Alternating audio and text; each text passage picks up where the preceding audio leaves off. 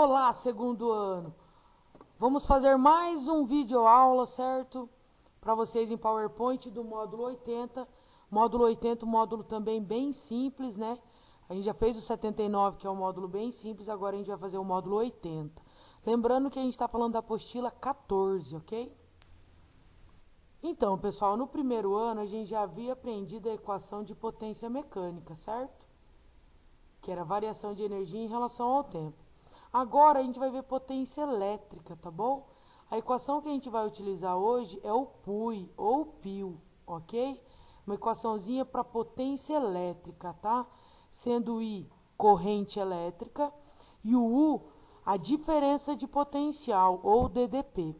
O U é a tomada que a gente liga o aparelho, por exemplo, de 110 volts, 220 volts, ok? Bem simples. A corrente que vai para o equipamento vezes a tomada de 110 ou 220 volts. Olha lá, pessoal, exercício 1, página 122.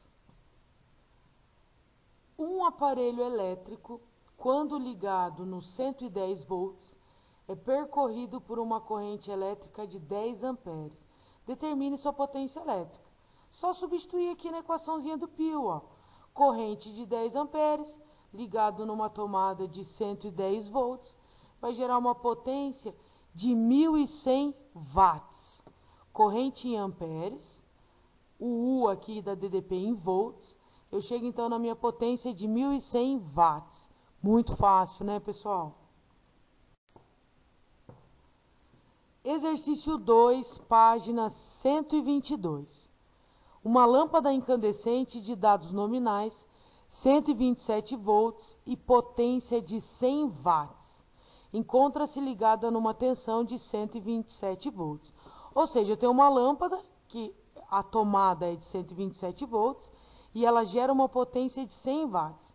E o exercício pede: determine a intensidade da corrente elétrica que se estabelece nesse circuito quando acionada.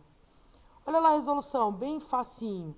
O PIO de novo, potência da lâmpada de 100 watts, ligada numa tomada de 127 volts, e eu vou achar o valor da corrente. Vou passar os 127 volts dividindo, e eu chego então que a corrente que chega na minha lâmpada é uma corrente aproximadamente de 0,79 amperes. Olha só, pessoal, no módulo 79 eu comentei um pouquinho sobre fusíveis com vocês, mas até então a gente não havia feito um exercício de fusível. Agora no exercício 3, aqui da página 123, a gente vai praticar essa questão do fusível. Olha lá o enunciado. Questãozinha do Enem, ok? Todo carro possui uma caixa de fusíveis, que são utilizados para proteção dos circuitos elétricos. Os fusíveis são constituídos de um material de baixo ponto de fusão, como o estanho, por exemplo, e se fundem quando percorridos por uma corrente elétrica igual ou maior do que aquela que são capazes de suportar. O quadro a seguir mostra uma série de fusíveis e os valores de corrente por eles suportados. Aí tem a tabela ali, né?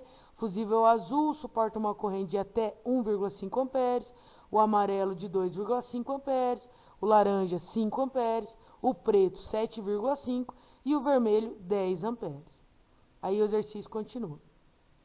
Um farol usa uma lâmpada de gás halogênio de 55 watts, então é a potência da lâmpada de 55 watts, que opera com 36 volts, que é o U, né? 36 volts.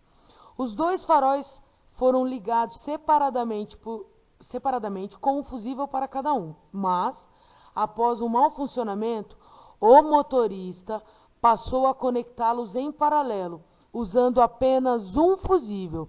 Então, eu tenho um fusível que vai proteger as duas lâmpadas.